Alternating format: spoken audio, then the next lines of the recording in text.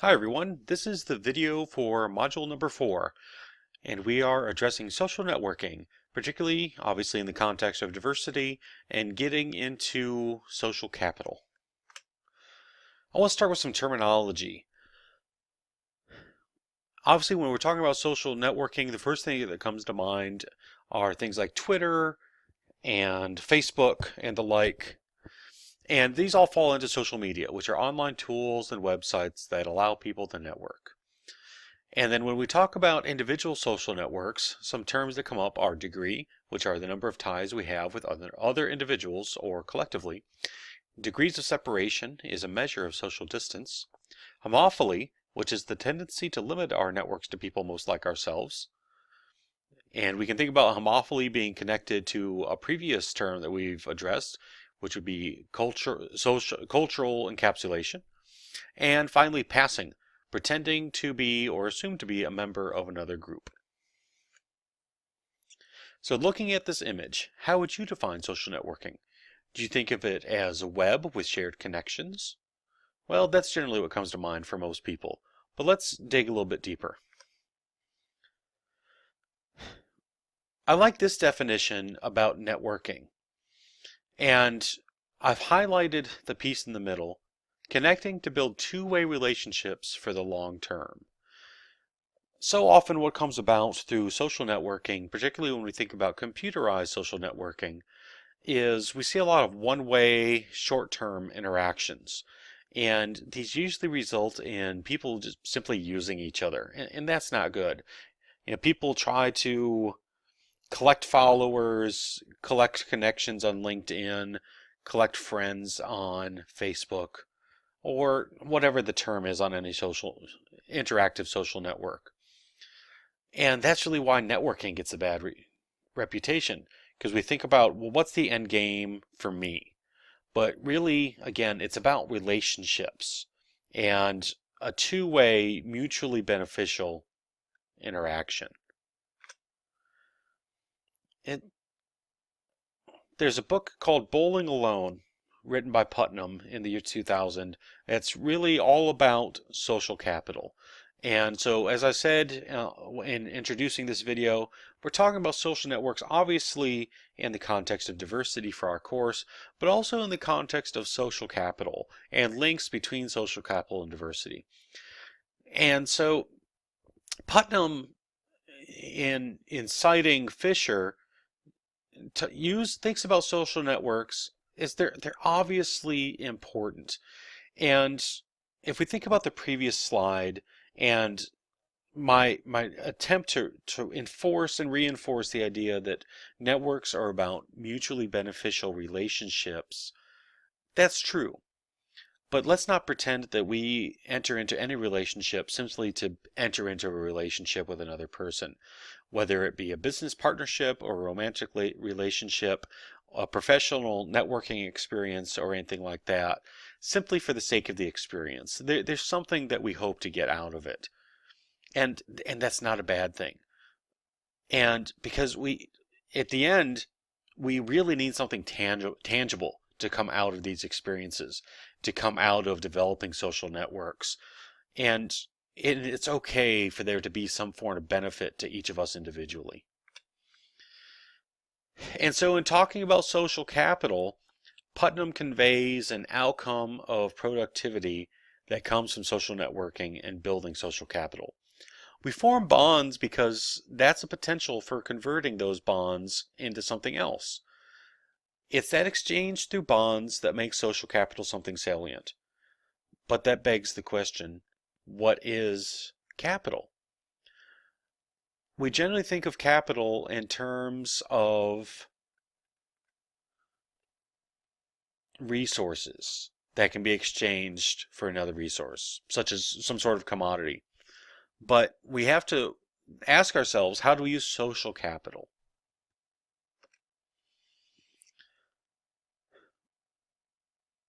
For Putnam, there is something that's more altruistic about the accrual of social capital. And it's that ultimately the hope is that by accruing social capital, there's something that benefits a community. There's something for the common good. And rather than simply resulting in individual benefits as theorized by Pierre Bourdieu, there's a benefit directly to the individual, but there's also something bigger and something more. And that results in the development of community and the development of neighborhoods. And I'm not talking, when I say neighborhood, I'm not talking about a collection of houses on a street. I'm talking about a tight-knit group of people who reside near each other and support each other. And then if we translate that into our organizations, isn't that what we really hope for as we set up our facilities and we put people in offices or in cubicles near each other? Think about the faculty offices if you've been in Alexander Hall on the Murray State campus. Doors face each other. There are very few faculty office doors that don't open up and face another faculty office door. The part of the idea behind that type of design isn't simply to maximize space, and it's not just a coincidence that doors open across from each other. To help develop a sense of community among people who basically reside in these spaces within close proximity to each other. So I've posted a copy of this image to Canvas in the multimedia section along with this video. Print it out for yourself and spend a few minutes and write the names of people you think fit into each category. Write as many as you can think of in each category. And after you've done that, step back and take a look. Think about where most of your social capital is situated. And as you look at that mapping of social capital in that image from the last slide, to what extent are each of these things reflected? Do you see a lot of diversity in your social capital? Do you see primarily bonding networks, or do you also see some bridging networks? Do you see spaces where a lot of sense of trust and safety and belonging are reflected? Do you get a sense of reciprocity? So it's important to think about the influences on our social capital. So Boucher addresses social capital in two perspectives, bonding and bridging. So I wanted to try to help you think about it in this way. You're a new leader or an organization. You've just been hired into some sort of leadership role. I want you to think how you would utilize both of these forms of social capital to help establish your own social network within that organization.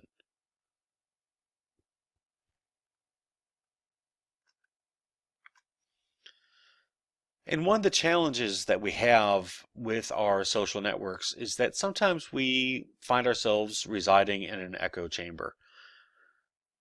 And ultimately, we want to get into those spaces where our social network, our social capital, is reflective of greater diversity. Because while at times this image seems like it could be great, I'm the leader, I express an idea, wow, it's such a great idea, everybody on the team agrees with me. Well, if you're in an echo chamber, everyone's agreeing with you because they think the way that you do.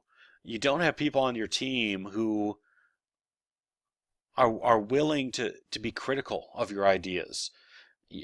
Or not necessarily, it's not just a willingness, but they don't have a diverse perspective that might help you think differently and think through your idea through a different lens. In the next module, we're going to spend some time discussing the current state of social networks in the context of online networks.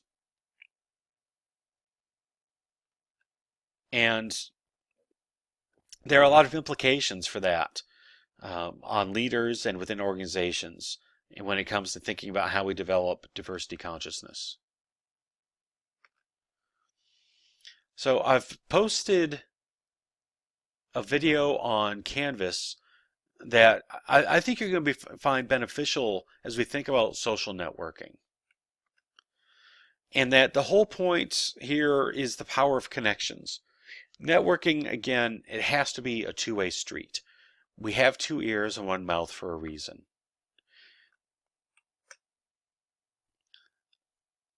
One of the things that comes up when we think about social networking today is this supposed generational divide. And it's something that comes up a lot, particularly in my field within higher education, as we think about younger students and compared with older faculty or returning adult learners.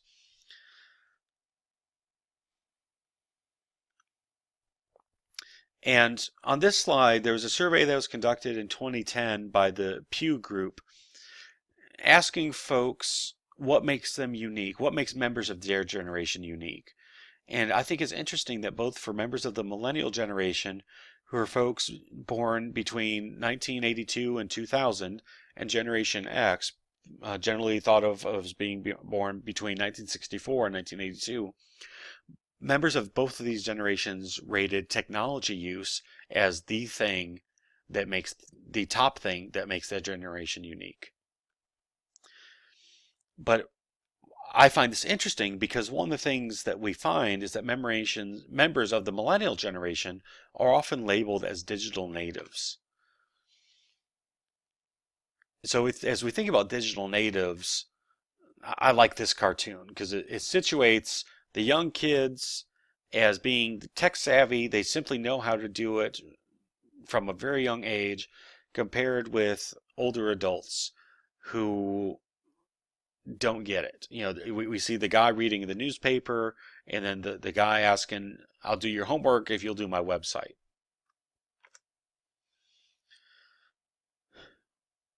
So we have to think about this, that perhaps this idea of digital natives is actually a myth. And it's not, but it's also not as simple as simply saying it's just a myth, that it is very complicated. And it means that we have to work with our employees and our team members across generations to help them bridge the gap through digital literacies. And that we have to engage folks in understanding the role of digital tools in social networking, the role of digital tools in our own organizational practices, and the role of digital tools in learning. So think about bridging in the context of Allport's perspective on cross-racial interaction. What Allport wrote is connected to heterophily. It's about developing ties with people who are different from ourselves and leading to stronger and stronger social networks. And also, as we think about social networking, we have to remember that you never get a second chance to make a first impression. And this axiom, we hear it a lot, but we also have to think about, from a leadership perspective, how do we recover when there is a negative impression, either of ourselves or of the organization? One of the things that comes across with social networking are microaggressions and isms. Again, we keep seeing these aspects of prejudice come up across each of the aspects of this course. And microaggressions and isms represent threats to developing positive and healthy social networks. There have been a lot of studies, and it's a growing area of study regarding cyberbullying. So here you can see a snapshot of a study that was conducted in 2014 of over 2,200 participants in a study about cyberbullying in the workplace.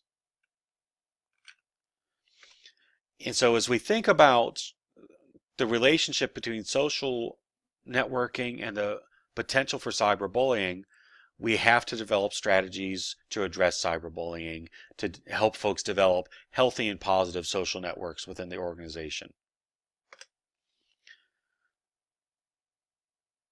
And so as we do that, we need to think about, well, what are the sources of social capital? What are the mechanisms within the organization to reinforce and build that social capital? And then what are the desired outcomes? And so when we think about the outcomes of social capital, we hope that it leads to trust. That increase in trust leads to a sense of community, which leads to organizational effectiveness, and giving bridging efforts diversity consciousness increases.